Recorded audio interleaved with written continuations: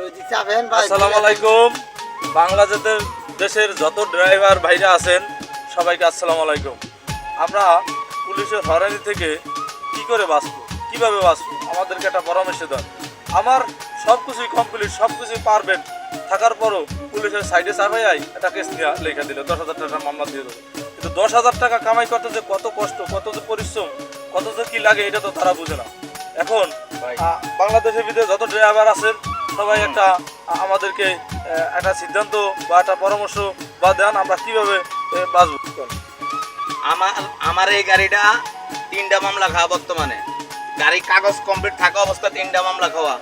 এখন সোজা রাস্তা গেল, যে লিগেল ভাবে গেল, বলে যে আপনি উল্টা সাইডে আসছেন, আপনি একটা মামলা নিয়ে যান। আগে যদি কোনো সাবেক মামলা থাকে 3,000 টাকা, এখন বর্তমানে আরেকটা মামলা দিলে 6,000 টাকা হয়। মনে করেন মামলার কোনো ধারার কোনো শেষ নাই। এই পুলিশ প্রশাসনের জন্য আমরা রাস্তা গাড়ি চালাইতে পারি না।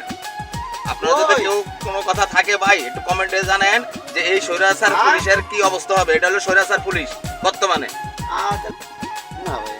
বলেন বলেন ভাই, বলেন ভাই, আপনি কিছু বলেন। কে পুলিশ কি আপনার জ্বালায় না ভাই? পুলিশ আপনার জ্বালায় না? হ্যাঁ, আপনার ধরে না? পুলিশ খালি বইরা দেয়। আপনার দুলো ভাই আছে পুলিশ নাকি? পুলিশ খালি বইরা দেয়, বইরা দেয়। দুলো ভাই নাকি আপনার পুলিশ জ্বালায় না? পুলিশ আমার বইরা দেয়। তাই বইটা ঠিক আছে, বলেন আপনি কিছু, আপনি সরব কি করেন কি লেগা? আচ্ছা ঠিক আছে। এখন আমরা বর্তমানে যত বাংলাদেশের ড্রাইভার ভাইরা আছে সবাই দেখি কি জানান কমেন্টে। কমেন্টের পরে আমরা আমাদের একত্রিত হব। আমরা অন্য কোনো সিদ্ধান্ত না নিয়ে ড্রাইভার একতা হইয়া এটার একটা সমাধান আমরা চাই।